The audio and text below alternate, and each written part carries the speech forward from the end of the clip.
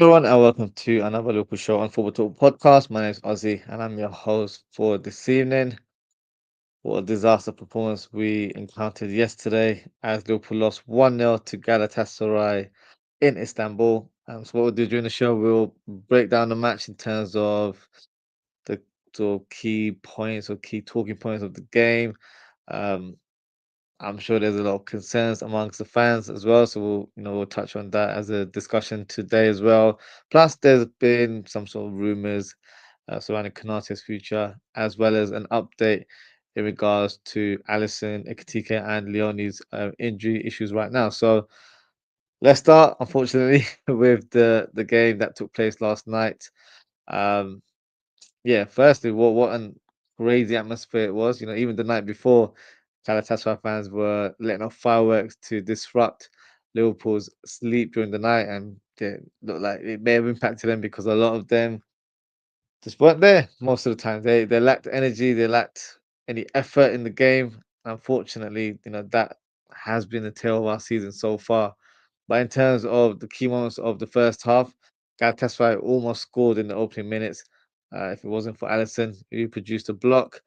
Gakpo had a moment where he produced a cross from the left hand side. Ekitike tried to flick the ball towards the target, but ended up doing it over the bar. The big moment of the game that ended up being, the final scoreline came in the first sort of part of the first half, end-to-end action, and it was actually Liverpool who had the first attack. Ekitike was through on goal. He tries to drag it past the keeper, um, but fair play to the keeper. He read it well and made the block. From a striker point of view, Ekitike should have gone for goal. Should have tried to slot it in to the keeper's left-hand side rather than drag it around him because you had a defender right behind you. That was the wrong decision to do in that moment because once you've dragged it towards your left, the defender, even if that keeper didn't make the block, the defender may have, either shoulder barged him or got the ball somehow in that sort of moment there. So for me, wrong decision from Ekitike. Should have just, slotted it, kept it simple, placed it in that bottom corner, and could have been a goal for Liverpool. But in that build-up play, Gravenberch had a shot that was cleared off the line. Verts tries to drag the ball behind to lay it off to Gakpo, but couldn't find the Dutchman. So what happened in them, became a little bit costly as Galatasaray transitioned and produced an instant counter-attack. Um, you see Yilmaz driving inside the box of Oslai, tries to, block his path, but ends up lashing out and hitting him across the face. Penalty given. Initially, I thought it was a dive the way Yilmaz dropped to ground, but after having a look at the replay, it was quite clear that Szoboszlai did make contact, and let's be honest, the ref had the best view in the house, so couldn't really change that ruling there. Osimhen steps up and hits the central of the goal to make it 1-0. Big question is, could Alisson have done better? Possibly, but he was committed to dive to his right hand side. So even though he was quite close to the ball, for me, he didn't have that enough momentum to make that block. Osimhen, moments later in the game, has the chance as he's through on goal. Kerkez does really well to make the crucial block. And the last minute of the first half pretty much summed up Liverpool. We were all over the place. Second to everything, wasteful in possession, conceding silly fouls. And in that moment, I thought Galatasaray may have made it 2-0, but luckily for us, the wall did its job and the shot was blocked from the free kick. In the second half, Liverpool started the half a bit better and almost got the equaliser. Great cutback pass from Frimpong on that right hand side to Ekitike, who improvises with a backheel shot. The Turkish goalkeeper Ogun Şeker produces the important block. But the tale of the season is where we've produced a lot of silly individual errors, and top of that list, unfortunately, is Konate. In this game, he produced another one. He almost gifted a goal to Galatasaray, gives the ball away in a ridiculous fashion. Osimhen goes through on goal, one on one. Alisson stretches to make the save. So much so, unfortunately, he picked up an injury and had to leave the pitch. So this is a huge concern for Liverpool as he could be ruled out for a number of weeks. Salah and Isak came on, and our number nine almost had an instant impact as he's through on goal, hits a shot with the outside of his boot, but in the end, straight at the keeper. Verts, who of course is pretty much talk of the town for everyone, let alone Liverpool fans, hits across from the left hand side, tries to find Bradley towards that near post, but Bradley was probably expecting the defender to make the block, or maybe I don't mean to be rude, I say it wasn't brave enough to go, full flow and go with the powerful header. In the end, he went with a side sort of attempted header, which unfortunately, missed the target completely. Towards the latter stage of the game, Liverpool had the penalty shout as Konate was fouled by Singo inside the box. VAR reviewed it and ruled it out quite instantly, even though the referee had to view it from the monitor. Um, in the end, I think it was the right decision. It wasn't where the player fouled Konate, it was actually Konate kicking the bottom of his foot. So for me, it's not really a foul from the Galatasaray defender. So look, overall, an awful performance, and I actually think it was a worse performance in comparison to the game against Crystal Palace, and we were shocking in that game as well. So two back-to-back defeats for Liverpool, which is not the norm for us, um, but it is a concern. I have to be honest. In terms of the atmosphere, as expected, it was very loud, very hostile. At times, it was very hard to even the commentators speak during the game. But I always feel like when you're a professional player, these are the moments you aspire to play. Like this should have spurred them on to really perform and make those home fans quiet. That's the mentality I would have if I was a professional player. But that wasn't the case with this Liverpool team. We lacked energy, we lacked drive in our midfield, and that has been the story of our season. Something just isn't clicking right now, and quite frankly, it needs to be rectified as soon as possible. In terms of the game, the only positive that I can sort of look towards um, is pretty much Ekitike's performance. Um, I thought he was impressive in terms of winning the ball. Made a lot of tackles to intercept, and then from there onwards, he carried the ball fantastically. Laying it off and linking up play very well. Maybe should have done better in that one-on-one opportunity in the first half, but overall, I think his all-round game was quite promising. But at the same time, there were quite a few concerns, to say the least.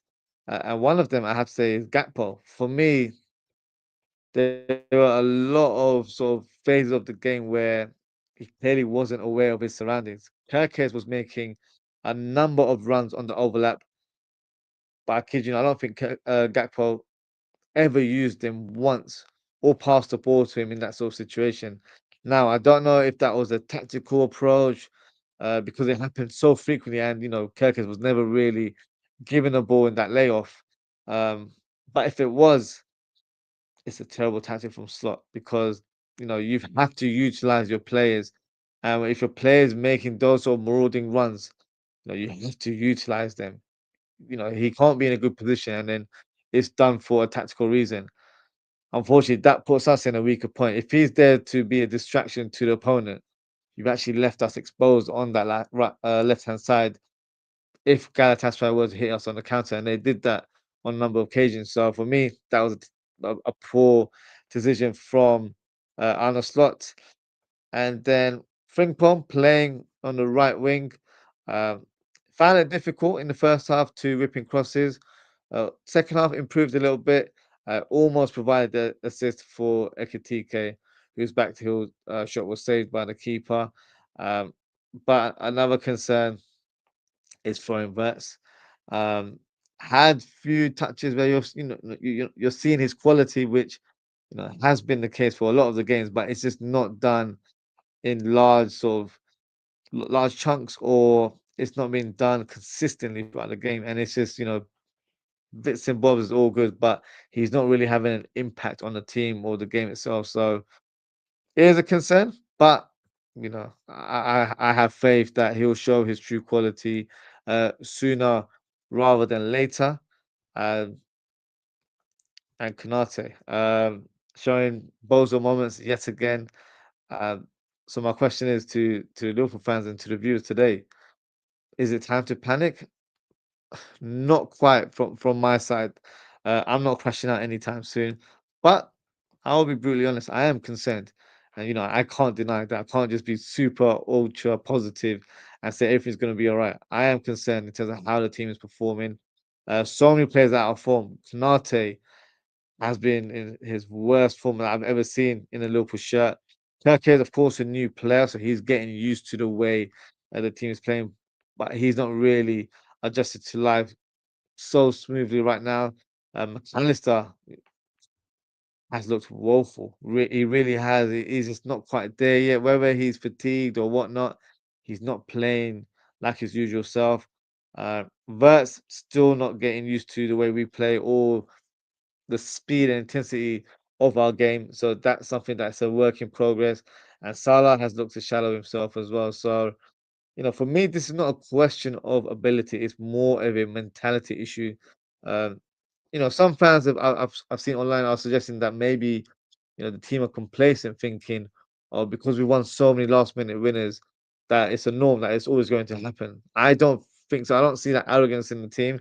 I just think things haven't clicked. We've had a lot of changes within the squad, and especially in the first team lineup. You know, the dynamics haven't quite worked yet. Partnerships haven't been formed in certain areas of the pitch. So I think that's the more talking point right now rather than just saying, "Oh, we're terrible." If you listen to Jamie Carragher, he talks absolute nonsense, suggesting we're not even the top side. So I don't know what he's been smoking, to be fair. Uh, and things will only improve on the training ground. It's not something where you're just like, "Oh, we need to buy more and more players." We can't do anyway. It's not January, so the players need to buckle down and work extremely hard to get out of this rut. Now, I'm not labeling this as a panic zone or anything like that. I'm labeling this as a little blip. So no alarm bells at the moment from my side, but we do need to see some improvements, and it has to happen from this week onwards against Chelsea.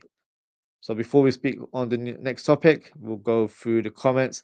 Uh, Ozan Kabak, big up yourself, Ozan Kabak, as always. He says, "I'm genuinely worried about the season, Ozzy.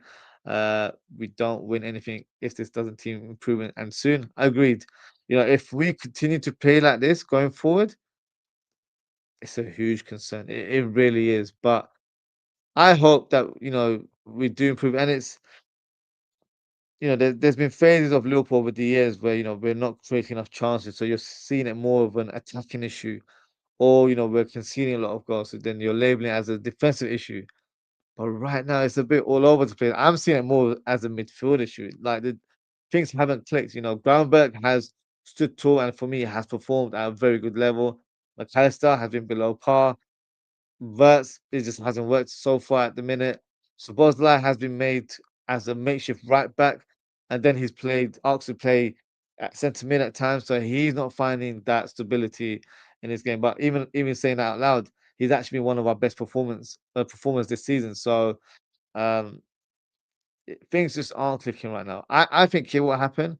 Uh, but as fans, we do get a bit impatient, especially if we're not seeing improvements. Because right now, I'm not seeing it. We've been quite stale. We've been playing at the same kind of slow rate, and it needs to speed up very, very quickly now. Our defending is a joke, especially Ibou.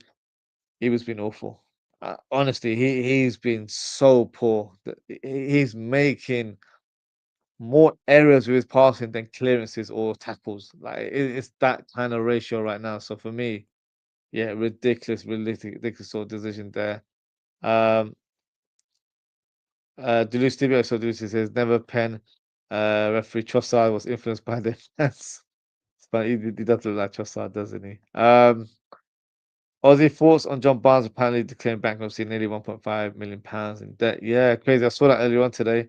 Hopefully, he's okay going forward because I know with some sort of businessmen they declare that and then it's just a way of just kind of putting the funds under the wrap sort of thing. But I don't really know much of the situation. So, hopefully, he's okay and he's able to still, live a decent life. But yeah, hopefully, the legend's all right. But yeah, I'm not too sure in terms of, the the details of that. But yeah, hopefully he's doing okay. Drew Steve said not looking forward to the bridge. Yeah, it's not the game you want to go towards, or the stadium itself actually being at Stamford Bridge after being in such poor form. Um, yeah, it's going to be tricky, and with the players out injured as well. Um, it's a crazy one. I was gonna say Ekitike and Alisson being out injured for the next 6 weeks is a huge blow. Is that confirmed? Is it 6 weeks? Um, Maybe I haven't, because when I was checking it, I didn't get. I got in terms of Alisson that he'll be out for the next few weeks, so he'll be back after the international break, because we've got international break coming up next week. So he should be back for the end of the month, is what I've heard. But if there's anything else that's been confirmed, feel free to let me know. But if it is 6 weeks for both, oh, that's a big concern. That really is. In terms of Allison, of course, such a great shot stopper. Mama just really could, come in and do a decent job, for 6 weeks, but you don't want to have these issues so early in the season. We've literally just touched October today, and we're having injuries like that is a bit of a concern. Ekitike 6 weeks as well. That's a huge blow because he's been in such great form and has been showing so much confidence as well. And also, we have to, fast track Isak into the starting lineup now. Whether he's ready or not, it's irrelevant. He has to start every game. So whether that works or not, remains to be seen. I think he'll be fine. He's definitely looked a bit more sharper as the games have gone on. Maybe he's been fast tracked a bit too sooner, but it is what it is. This is the professional game. Injuries will occur. So if that's the case, then Isak will have to start. But then the cover behind Isak. We don't have too many options. We've got Jaden Downs, who could be a viable option up front. Chiesa can play that role as well, but I would personally like to see Chiesa start on that left hand side because I've not been impressed with Gakpo's performances so far this season. So let's see how the team shapes up in the coming weeks. Julius said, Osman, you can't sugarcoat verts anymore. I haven't today.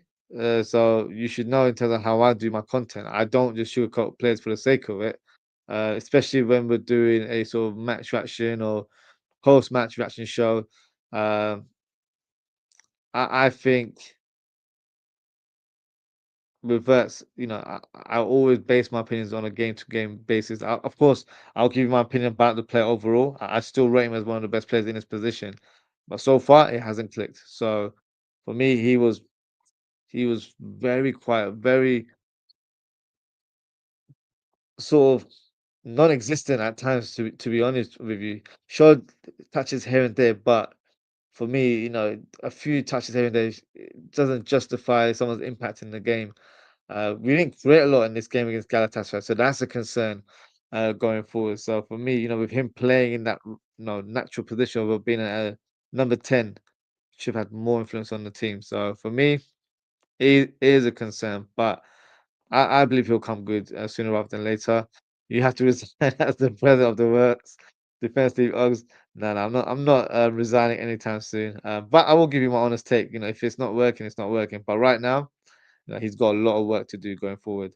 Goal ratio, a bit of so goal ratio. It says Steve Verts 4-4-2 or Salah 4-3-3 if one plays, the other shouldn't.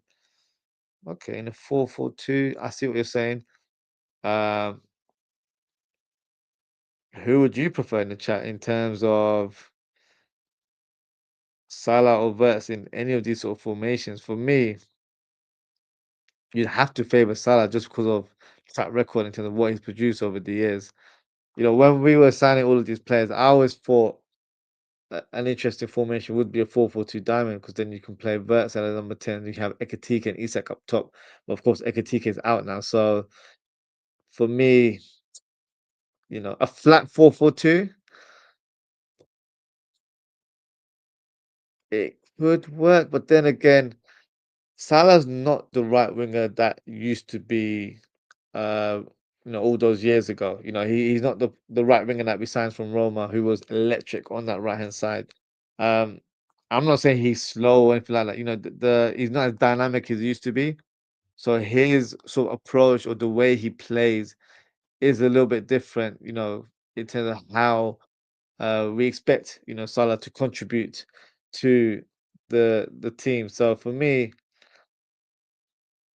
in a 4-4-2, it could work, but I feel like my concern this season has been the midfield, and I feel like playing just two midfielders in a 4-4-2 formation, it's not ideal. I think we'll get exploited in the middle of the park, and also with the profile that we have of Kirkers and Frimpong, you know, being attack-minded fullbacks, I don't know if it's going to work. So, but then again, if you look at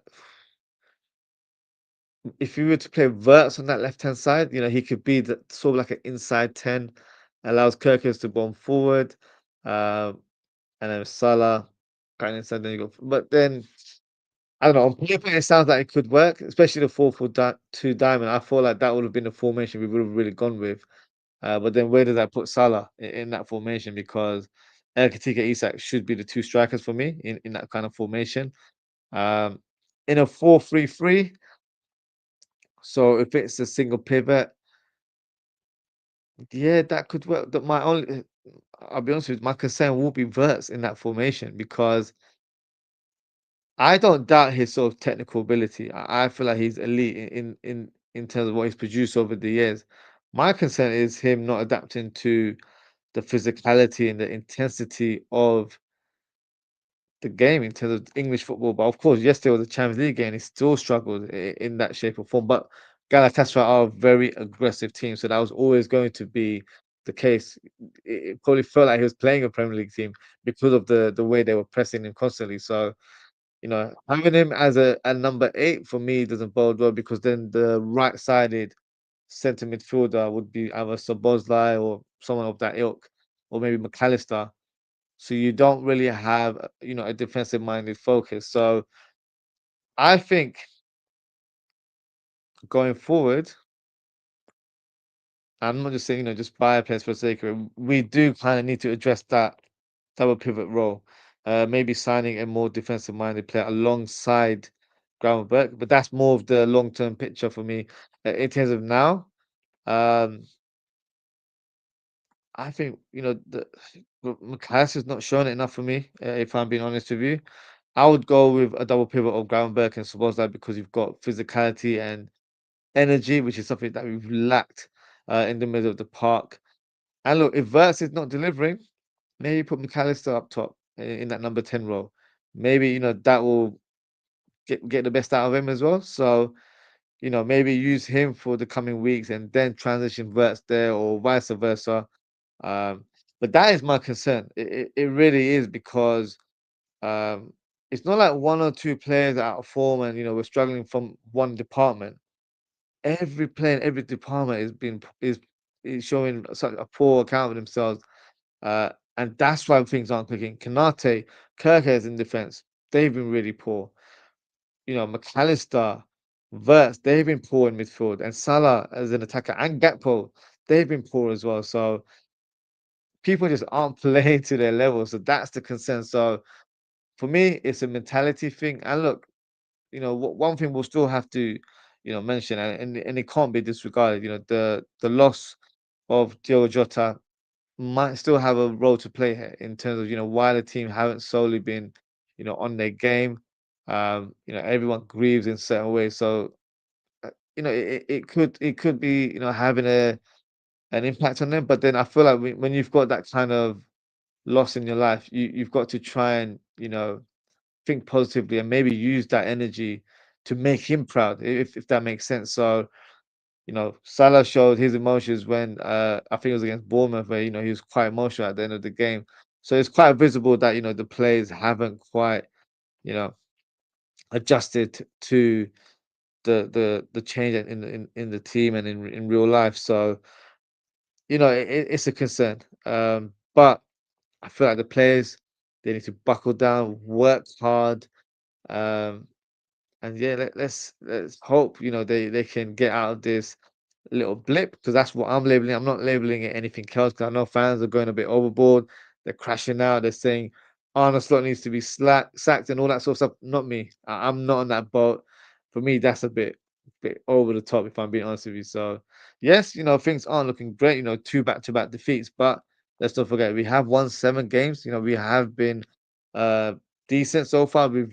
I know we've been winning, games in the last minute, all that sort of stuff. But you know, I'll be honest with you, I don't care how we win these games. As long as we're winning games, we're at the top, and we're winning silver, that's what counts for me. So right now, the short-term fix or the short-term solutions need to be better performances, and hopefully we can feel more confidence going forward as a collective. But right now, it is a concerning time to be a Liverpool fan.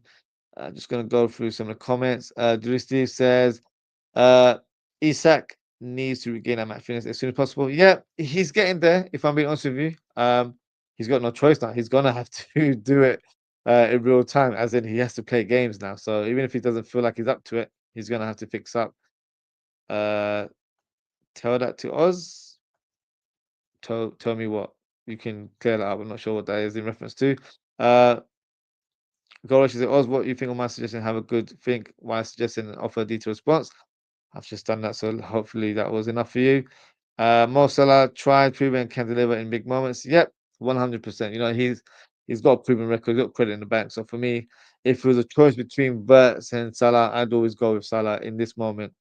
Diaz and Nunes energy gone. Salah still chilling on the wings. Chilling on the wings, I wouldn't quite describe it as that. I just don't think he's understood the movement of the players around it. Like he said in an interview, he doesn't quite know how to work with Ekitike. Like he's still trying to figure him out because with Nunes, you know what Nunes is doing.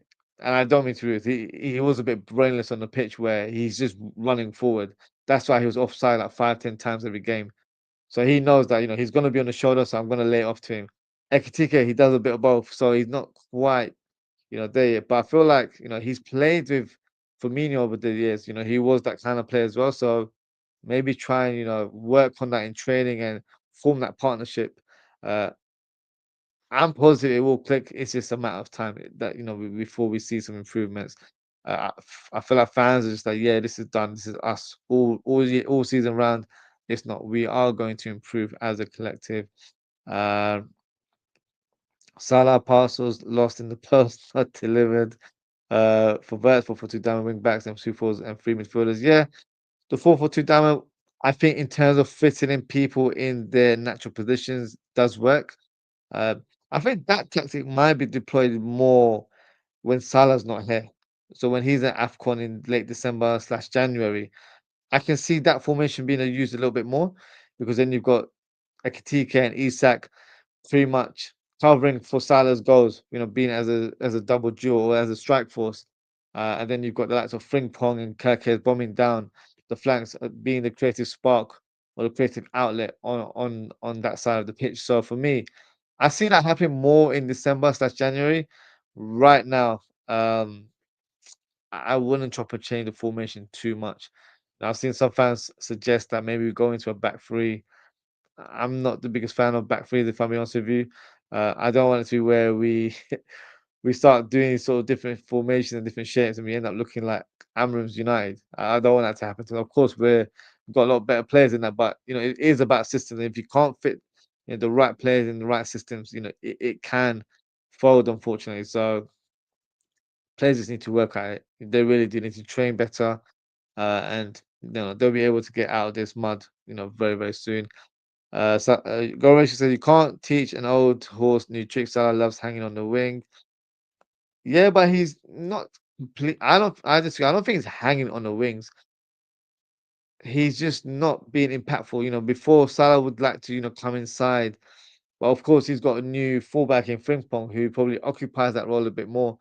So he's not quite formed the relationship where I think on paper, Salah should be drifting more as the inside forward and then allowing Frimpong to be the player on the byline. And they have shown traits of that, early in the season. But of course, in recent weeks, Frimpong has been unavailable due to injury. So you've had Conor Bradley, and the dynamics isn't quite there as well. So it's a lot of chop and changing in the team. So we've not had that stability at the minute. So I think that's impacting our overall performance so far this season. So needs to make adjustments quick. Yeah, he does. I think he needs to be honest with himself. If certain players are, not showing their true form or they look fatigued or jaded, it's time to give them a bit of a break. Try and, re-energize them. Whether it's them being out for 1 or 2 games or whatnot, you've got to find solutions. You've got to look out for the players as well. You know, he has rotated quite a bit, unlike he did last season, but he's having to do that because we've had a couple of injuries here and there, so it needs to work out very very soon. Um, Ozzy come out and said McAllister has been a shell of his form last season. It's like he's playing with lead boots. Ozzy, yeah, he's not playing to his level at all. Even when he came on against Galatasaray, he was so wasteful of possession. It is a concern going forward. Do you say, Oz, would you start prioritizing just the Prem as of now? No. I will still go for all competitions, take it game by game. I think that's the way to go, not to just prioritize one competition. It has to be done game by game because, doesn't matter what competition we're playing awful in every shape and form. So we have to improve going forward. Um, Goresh says Salah bought a new bed for the right wing this season. No excuse not to sub the right wing like we do all the other positions. Let him play, but 9 minutes every game. That's Salah FC. Yeah, I especially don't vouch him to play 90 minutes every game. But fortunately, he doesn't really have a direct backup in the squad. You've got Chiesa, but I feel like Chiesa does his best work on that left hand side or a bit more centrally. Um, but look, Salah will come good. I don't doubt Salah. You're saying that he's hanging on that right wing, but he's a right winger. That's how he's played throughout his career. The only difference is right now he's not impactful in his form where he's not providing the assists. He's not finding himself in goal scoring opportunities. He's not taking as many shots as he used to over the years. So for me, that's something that needs to be addressed or worked on in training. Or players do go out of form. It's quite normal. It's not. This is not a computer game. Players do have these different forms during their careers, and maybe he's going through one right now. And because he's set the bar so high, when we see him, dip in form, we're thinking he's done or he's bought a bed on the right wing, according to your words. So for me, I think that's a little bit harsh. I'm not defending to say he's been great. He's been poor. He's been really really poor. But then again, who's been great? There's only less than a handful of players that I can say have been really good this season. So let's see how it goes. Oz Salah comes off verse on 4-4-2. Uh, I hear it in terms of the setup there, but I don't think you take a player of Salah's quality or a player that can produce clutch moments like Salah out of the team. I don't think that's viable. And when Salah's on, how have wingers when he isn't switched to 4-4-2. 4-4-2, I think we'll see it in some parts of the season. Like I mentioned, I think we'll see it more when Salah isn't available, but I don't see that being the solution right now. But also we'll definitely need to do some tactical tweaks because right now it's not working at all. So, let's see what happens going forward. Now on to the next topic. We're gonna stick to the player on the screen right now. Is Konate. So look, apparently, according to reports, Liverpool are confident of agreeing a new contract with Ibrahima Konate, who was offered a new renewal bid 2 weeks ago, according to L'Equipe. So my thoughts on that rumor altogether, I don't believe it. Um, because I'm hearing different news from Spanish sources as well. So I believe he's Madrid bound. Plus the form that he's showing right now. Can't really hold the club to any ransom because he's been diabolical. Let's not be around the bush. But in regards to Konate, for the sort of short to medium term future, you know, I don't think Konate can be our second choice centre back going forward. Whether he does sign a contract or not, um, I think even if he does sign a new contract, it should be in the club's kind of thinking that we need to try and upgrade on him. yes, if you watched my show before, I've rated him as one of the best centre backs in Europe for the last few years, and he is on his heyday. But he's showing a lot of sort of frailties in his game. He's not consistent enough to command a starting position, in my opinion. I believe right now he needs competition, and that's why I was so adamant that that we signed Mark Gay in the summer window. Now I'm really hoping that Mark Gay does join us in January because that's the caliber of player that I believe will challenge the likes of Konate for a starting place. And look, if Gay was to join in January, Konate has a fight on his hands. I actually think the sales pitch to make sure we secure Mark Gay in January couldn't be more appealing than not. So, all we have to simply tell him is that look, Konate is not having the best of seasons right now. If you join us in January, work hard, train, you're going to be the starting centre back alongside Van Dijk week in, week out. And in hindsight, it will be where Konate will be the cover for Gay in the team. So, you know, let's just see what happens in regards to Mark Gay because I really hope we get that player in January. I hope we get through the line.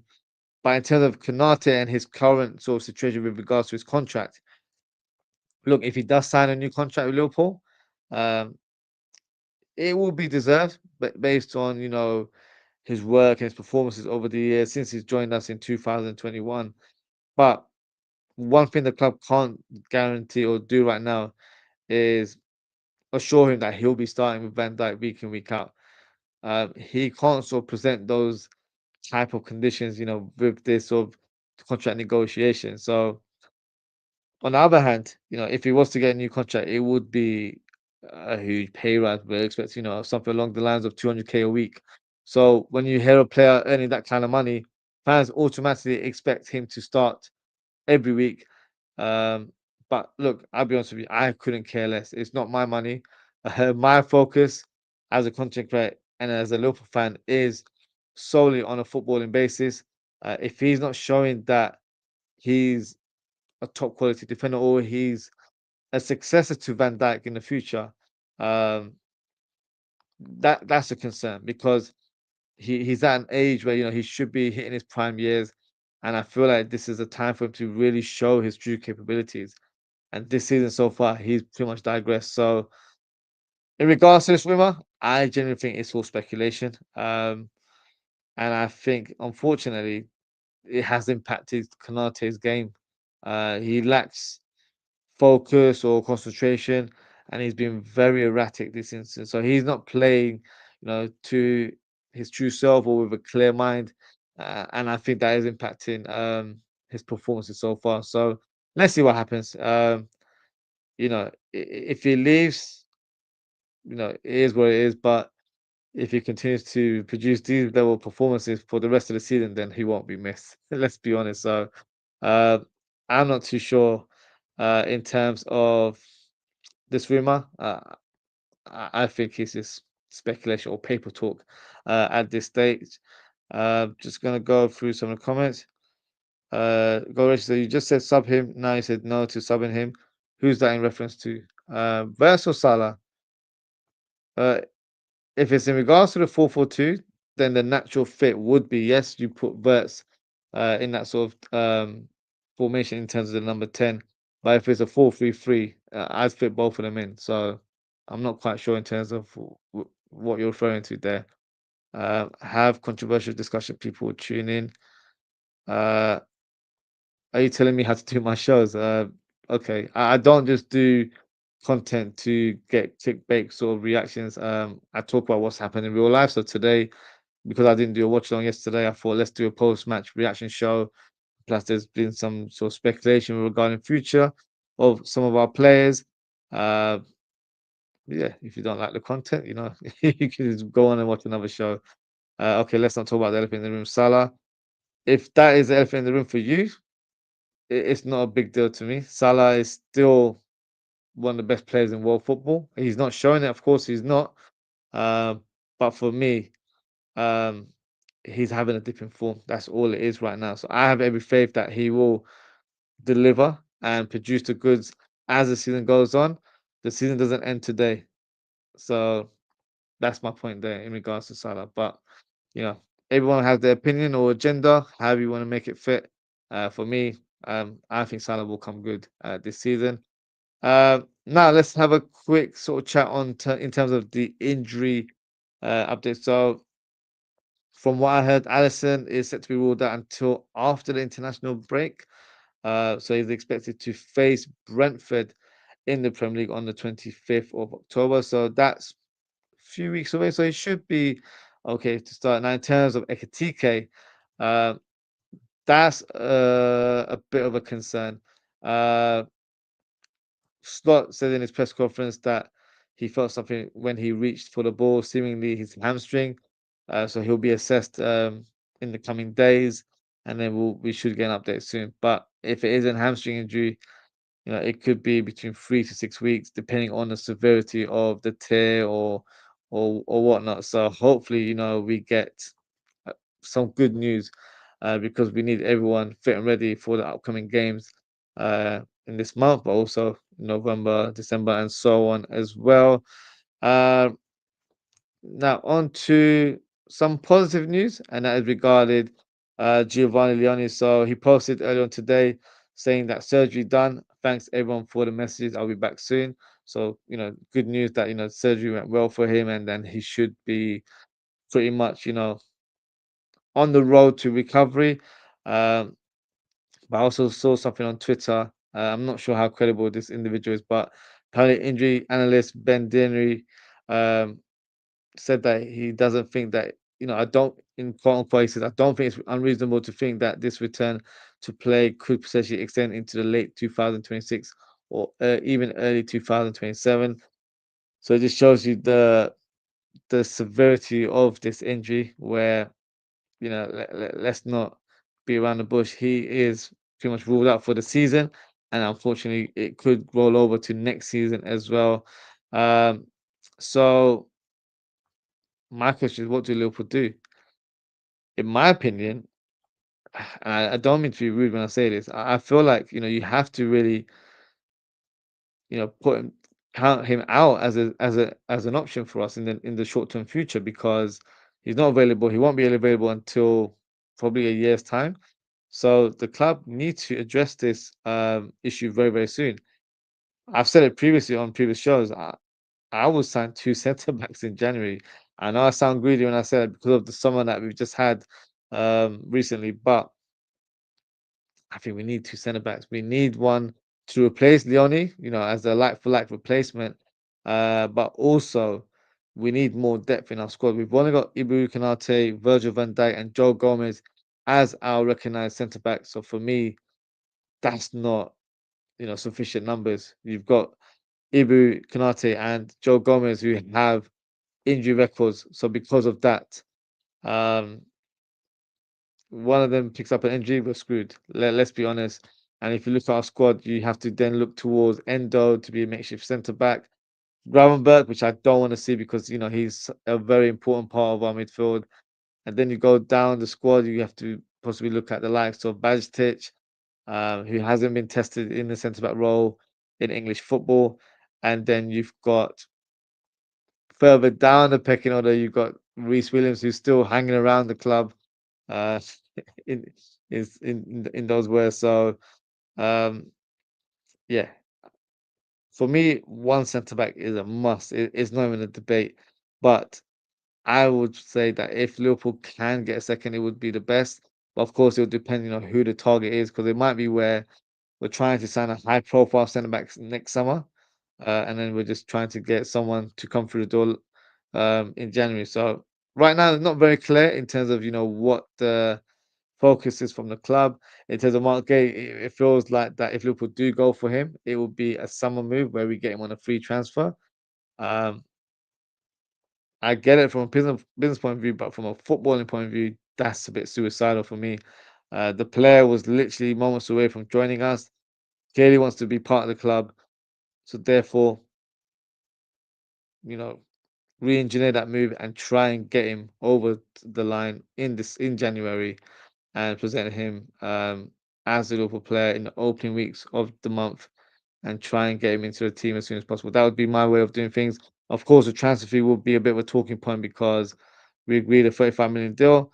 We're not offering anything of that sort of magnitude for him in January because he will be available in a free 6 months time from January. So therefore, maybe bid 10, 15 million pounds, and I feel like that should be a sufficient amount to get him over to Anfield.